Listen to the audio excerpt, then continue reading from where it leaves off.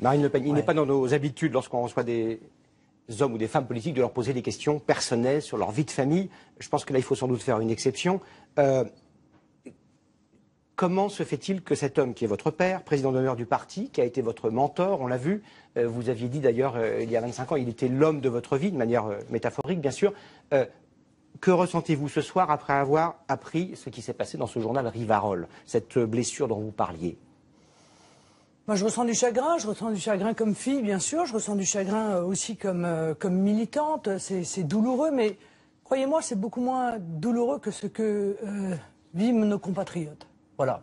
C'est moins douloureux que d'attendre désespérément un boulot, c'est moins douloureux que de ne pas réussir à offrir des vacances à ses gosses, c'est moins douloureux que de vivre avec la peur au ventre parce que vous vivez dans un quartier qui est dans l'insécurité. Or, c'est pour tous ces gens-là que moi, je me bats et que je veux que le Front National soit le plus performant possible.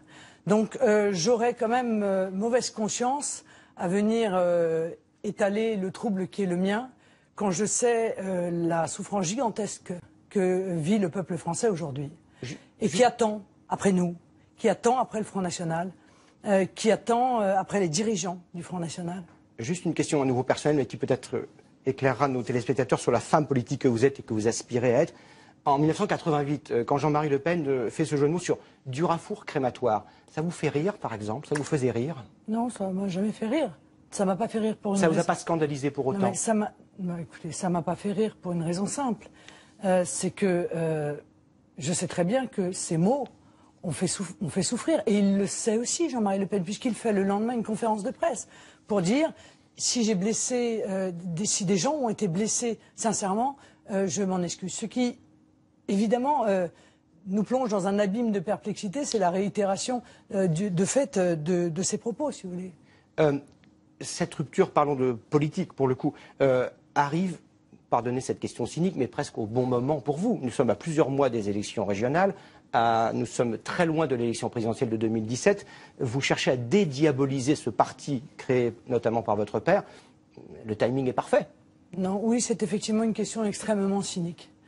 Je crois très sincèrement que si nous avions pu nous passer de cette crise, évidemment nous l'aurions fait avec grand plaisir. Voilà. Et croyez-moi que personne au Front National ne se réjouit de ce qui est en train de se passer, mais chacun est conscient de la responsabilité qui est la nôtre, chacun est conscient de l'espoir, encore une fois, que des millions de Français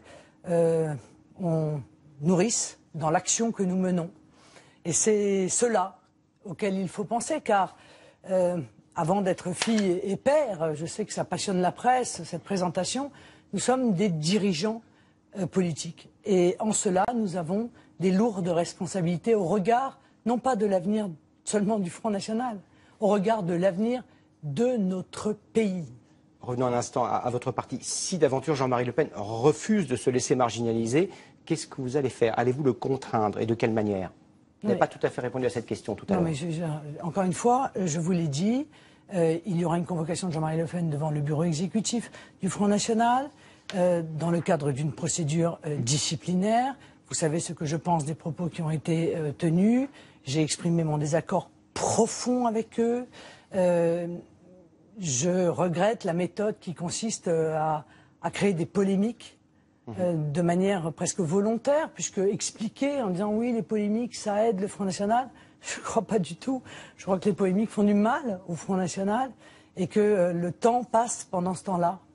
Et chaque jour perdu pour notre pays, eh bien, c'est irrattrapable. Jean-Marie Le Pen ne sera pas tête de liste du Front National en région Provence-Alpes-Côte d'Azur? Le bureau politique du Front National, qui est chargé des investitures régionales, va se réunir le 17. J'ai indiqué que je m'opposerai à cette candidature. Le bureau politique votera.